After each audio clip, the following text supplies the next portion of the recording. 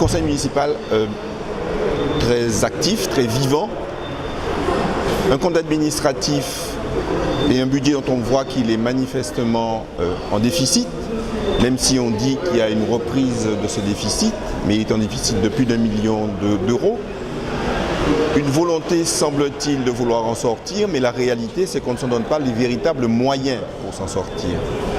Car Basse-Terre, c'est une ville qui est vieillissante, une ville où 60% de la population ne paie pas d'impôts, et où les véritables recherches de financement ne sont pas faites, et la dynamique économique à Basse-Terre n'existe pas. Le risque, c'est que la situation continue de se prolonger pour un déficit plus grand, même si on veut faire croire qu'il y a des efforts qui sont faits.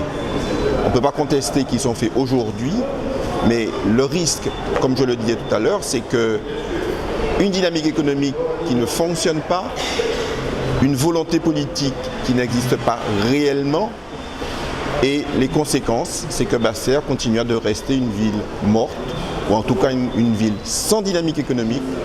Et là, c'est le plus grave pour la population, parce que la population de Basse-Terre mérite plus que ça, et mérite mieux que cela.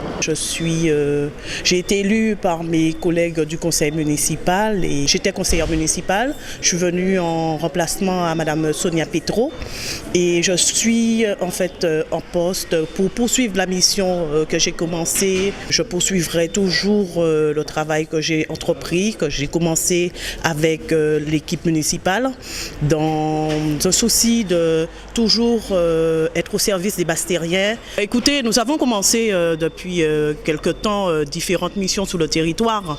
Bien entendu, au quotidien, nous gérons le nettoyage de la ville, nous allons poursuivre les grands projets.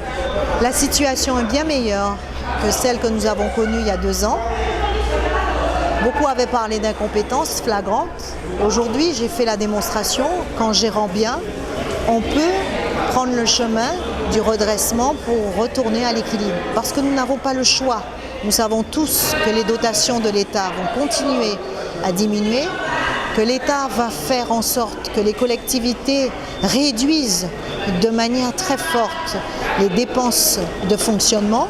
Donc nous sommes rentrés dans une démarche visant à maîtriser au mieux cette dépense publique tout en essayant d'agir. Parce qu'il ne s'agit pas simplement de faire un exercice budgétaire, il faut répondre à une demande de la population. Mais il faut être sincère, il faut dire les choses dans un discours de vérité. C'est ce que nous avons fait.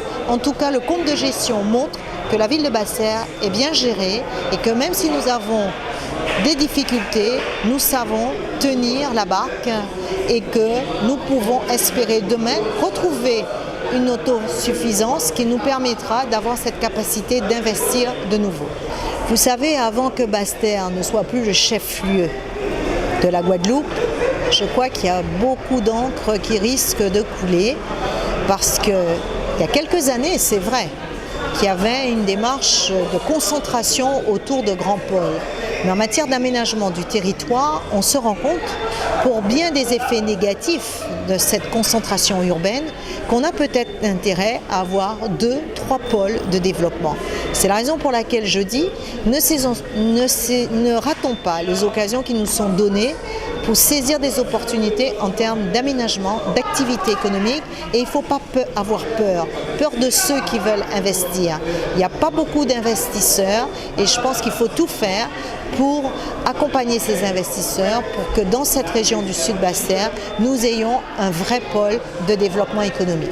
Le budget en fonctionnement, nous sommes à un budget de 23 millions et en investissement, nous sommes à un budget de 9 millions qui nous permet de poursuivre nos travaux de confortement des écoles parce que nous sommes dans une zone sismique. C'est une question de sécurité. Nous avions une étude. J'ai engagé ce programme dès l'année dernière, nous allons le poursuivre parce que c'est très important d'assurer de bonnes conditions à nos enfants qui sont accueillis dans nos écoles. Et en même temps, nous allons poursuivre des travaux qui sont ceux de la ville, notamment au niveau de certains quartiers, pour améliorer la qualité de vie, comme nous avons fait à Rivière-des-Pères. Nous avons ce projet aussi de conforter la zone de Calbassier, parce qu'enfin la convention a été signée avec la région Guadeloupe et nous sommes sur des opérations autour de démarrer, parce qu'il y a des potentialités en termes fonciers qui peuvent être saisies avec les acteurs économiques pour que nous puissions redynamiser ce quartier. Il y a beaucoup de projets à Basse-Terre, mais surtout je veux dire aussi que nous avons les outils pour nous permettre d'aller vers ces opérations, parce que la ville avait besoin de cet outil stratégique qui est le plan local d'urbanisme. Il a été approuvé. Beaucoup se sont interrogés pourquoi Marie-Luce Panchard avait fait de ces travaux une priorité, parce que sans plus, vous ne pouvez pas penser l'avenir. Vous ne pouvez pas avoir une ambition pour une grande ville comme Basse-Terre. Donc le plus est enfin adopté. Je suis ravie parce que c'est vraiment tout le poids, toute mon énergie, toute celle de la majorité pour que nous ayons un plus adopté au niveau de Basse-Terre.